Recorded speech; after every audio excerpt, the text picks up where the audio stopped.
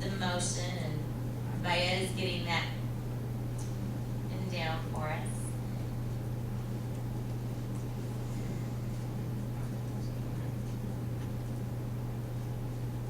Second.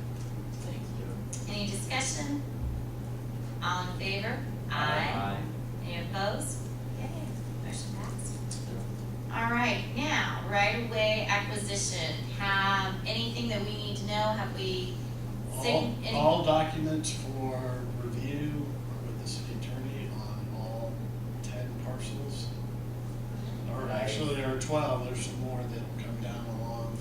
Mr. Whitaker has agreed to donate along Moscow Road, the right-of-way that would have been required when that property was developed, so we could get the water line down through there. So there ended up being 2 more parcels than what we had been discussing with the 10. And then there were also 3 utility easements that were prepared also.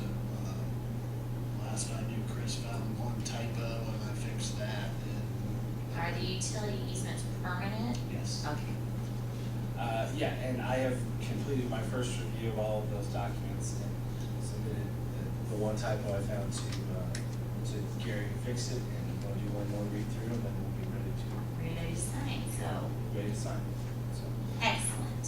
additionally, to update the board on parcel 8, Yes. I have sent a purchase agreement to their attorney, who is reviewing it with them, and I can send out a signature shortly. Wonderful. Good. So Okay, as soon as I get a sign off, I'll start. Getting everything Like you signed, did. sealed, and then we will get those all recorded. Yes. And, okay. Good deal. Any questions on the easement acquisition? Sounds great. Approval of invoices. We have 4 claims to approve this month, 1 from Structure Point, 2 from, Stevens Law Legal Group, and then Vallada's. The total of the 4 claims is $75,836.02. I had sent those out to you with the agenda the other day. Has everybody had time to review? Any questions?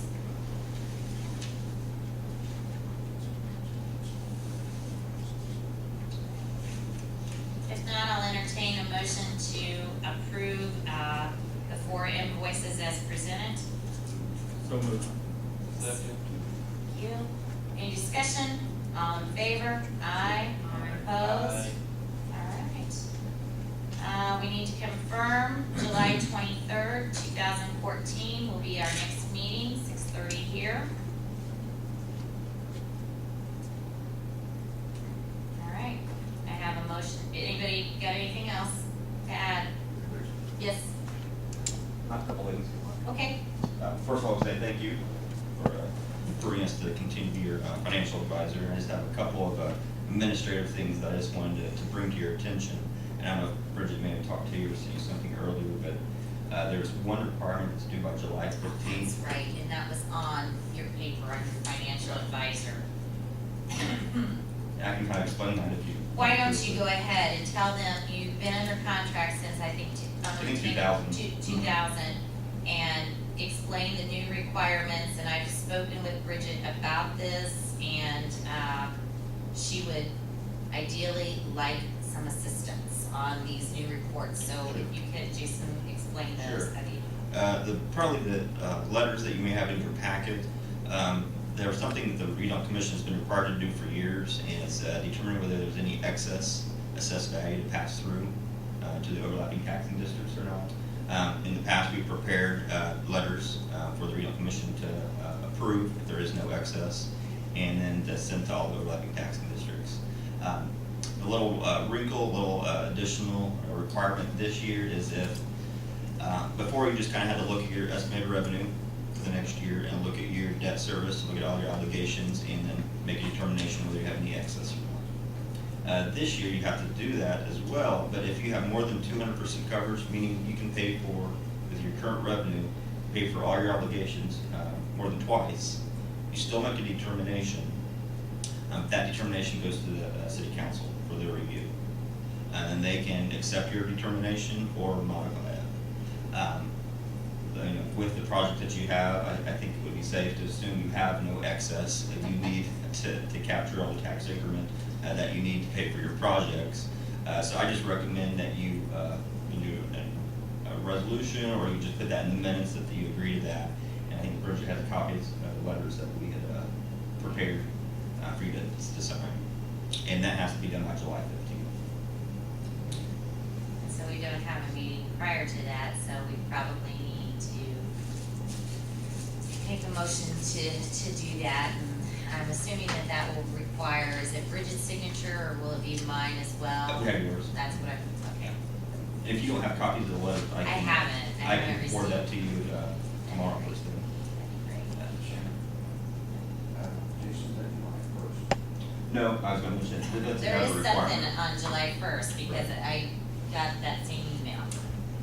That was something that's been around for a number of years. Something new that just occurred, that I think the memo came out June 5th. Part of the new legislation that was passed this summer, this spring, with the General Assembly, was the governor wanted to get a report about TIF areas in general. And he asked the Department of Local Government Finance to put that report together. Well, the Department of Local Government Finance is getting their information from the various redevelopment commissions. So they sent a list of information that they would like the redevelopment commission to provide to the Department of Local Government Finance, so they can prepare the report for the governor. And that information is due June 1st. And it's asking for information like, June 1st or July? I'm sorry, July 1st. July 1st. They're asking for all the budgets from the Redevelopment Commission from 2009 to 2013. And I don't know, have you guys prepared budgets in the past? Most redevelopment commissions don't. They're asking for all the declaratory resolutions, confirmatory resolutions that you have in your files. They're asking for project lists, all the projects that you've participated in, their costs, what you estimated those costs to be if they came in under or over budget. They're asking for what you thought your original assessed value would be when you first created the area in 2000, and comparing it to what it is now, which most redevelopment commissions don't put that information in. So they're asking for a number of things like that that you probably aren't going to have, and most redevelopment commissions don't.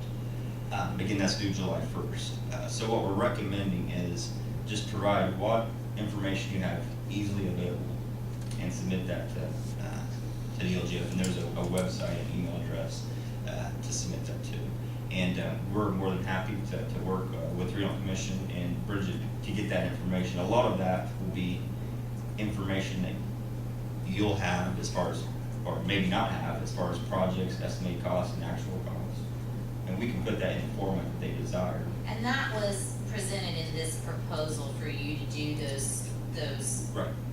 that work. Right. And just on your, if you go back to your green sheet on the financial advisor, that was information down at the bottom. I think Umbaugh is gonna bill on an hourly basis, but you felt like the range to do all of this would be around $5,000, could possibly go up to 12, worst case scenario. Yeah, if you look at that agreement, there are a wide range of services Right. that we could provide, so it's all depending upon how much you request and how much the due diligence.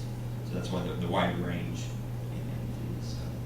So is that something that we could perhaps discuss? Maybe Bridget would be available on Friday morning to discuss with her what items she feels that she can handle, and maybe what items she feels like she would need the support. I've already talked to her. She felt she was very appreciative of the fact that we would, because, you know, some of this stuff's a little sticky and it's a little bit over and above her daily duties, and I feel like if we've got the funds to cover and have that assistance, that we should provide that. Yeah, I've talked to her as well just through this, and yeah, she can kind of talk about the plan, so I think Friday would be great. That way I'm here, I can help her put together some information. Right, and then just take it from there, because given the fact that some of this is due July 1, Yeah. might be here all day Friday, it sounds like. Well, I can tell you, because it was, the memo was sent out June 5th, and then with the information July 1st. Like first, that most everybody. We've gotten a lot of calls panicking, we don't have this information. So what we're recommending is provide the information that's available. We talked to Courtney Scotsman at DLGF, told her the Okay. situation. She understands that it's gonna be a wide range of information that's available that she receives. So she totally understands and agreed to just provide what you have Yeah. available. Okay. So, What's your feelings as far as providing that assistance to the clerk's office for these reports? Given the amount of time that we have, I don't think we have a choice. and this is just a 1-year thing. Like, unlike this, it was annual. This is just a 1-year request. And July 1st is Tuesday. Tuesday. Can't dump that into Bridget's lap anymore. I'm sorry. We don't wanna dump any of that into Bridget's lap anymore. I mean, She should have all funds. they have some of the She should have information. She should a have lot of the all the support documentation, but actually doing these reports and what have you, I think that is better left in the accountant's hands. I think we should help out. I do too. That's fine. Get the experts to help out. That's one of the reasons why we went with the experts. Guess we need a motion. You would need a motion to Approve. approve All- Umbaugh's, utilizing Umbaugh's services to assist the clerk's office in preparing July 1st and July 15th. And miscellaneous, I know what. If you approve that agreement, because Yeah. there's not only the July 15th, but there's another date, August 1st, that you're Right. required to provide some information that goes to the council, and the council has to submit it to DLGF October 1. We helped Bridget with that a little bit last year. We're more happy to do that again.